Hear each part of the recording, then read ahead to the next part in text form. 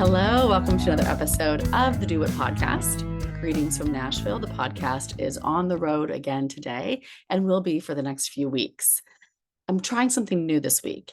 Usually we launch a podcast and release a podcast on Wednesday because we love the WIT Wednesday.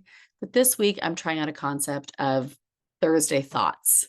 I thought it would be interesting to dedicate an episode just to like two thoughts that I have on things that are maybe trending or just things that are happening in the world of education and entrepreneurship. So let's just get started. And of course, the most important part of this is I want to hear your thoughts on these topics too.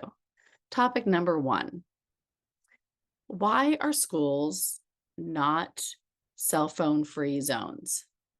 Every adult, especially in education, knows the data and the research that says that having a smartphone on campus during the school day is not in the best interest of a child. It takes away it is distracting through in the learning, and it's distracting when it comes to social skills and development. Instead of burdening the teenager or the kids with the responsibility of monitoring their cell phone usage and their smartphone usage, why not just assist them by saying at school during your job, when you're supposed to be here learning and participating in this school, you may not use your cell phone, full stop. That's it. I'm curious what your thoughts are on that. I know that going without a cell phone is tough. I'll tell you my personal experience where I signed up for a retreat. And when I got there, they said they're taking my phone away. And I was not happy with it. And I almost was like insulted that they thought I couldn't handle myself on this retreat and do this important work without with my cell phone available. I have to tell you, the first 2 days was tough. I kept looking for it. I almost wanted to numb out to it when I didn't want to deal with what was going on. I wanted to scroll and swipe and just kind of like get out of what I was needing to do. But by the end, I was so grateful and the addiction had kind of broken and I didn't even want to get back into it. But I'll tell you, I mean, within the month, I was back into the usage. That's how hard it is. And I'm an adult who has the skills and the knowledge that boundaries are important around using your phone. And it's still a struggle for me. And so I don't understand why adults are putting the responsibility on kids and teens to not use their phones but then also saying phones are allowed.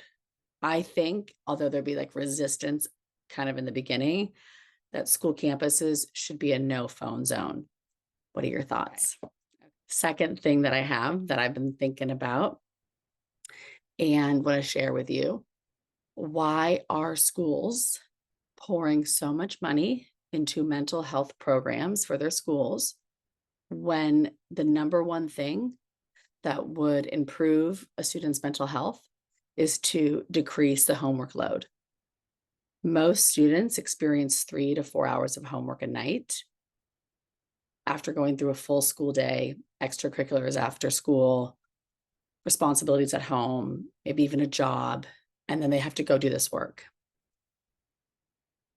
Schools know, and I know this because I have done this research and I have talked to schools and I have told principals that when we survey the kids say the number one thing that would help them is not one more mental health awareness month or a mental health day or more counseling. It is decrease my homework load so I don't have to be constantly on edge thinking about school and doing schoolwork. So I'm curious what your thoughts are. Do you agree? Do you think that they should decrease the homework load? And do you think that they are putting too much money into mental health programs and resources when really the issue is our kids are burnt out and teens are burnt out because of all the homework, and that's what's stressing them out the most? Okay, those are my thoughts. We're just going to try this out, see where this lands. And of course, I would love, love, love your comments below, because then we can hear what your thoughts are on this Thoughtful Thursday. And I hope wherever this episode finds you, it finds you making it a great day. And if it's not a great day, it's not too late to turn it around. And I've always thought the best way to turn your day around is to start doing something nice for somebody else, random acts of kindness, being of service to others. That's just an easy, simple way. So until next time, keep doing whatever it takes. Thank you for joining us for another episode of the Do WIT podcast. Don't forget to like, share, subscribe, and comment with your takeaways. And if you want to join WIT, you can check out our summer classes at doingwit.org, and maybe we'll see you on the podcast and in our classes. Keep doing WIT.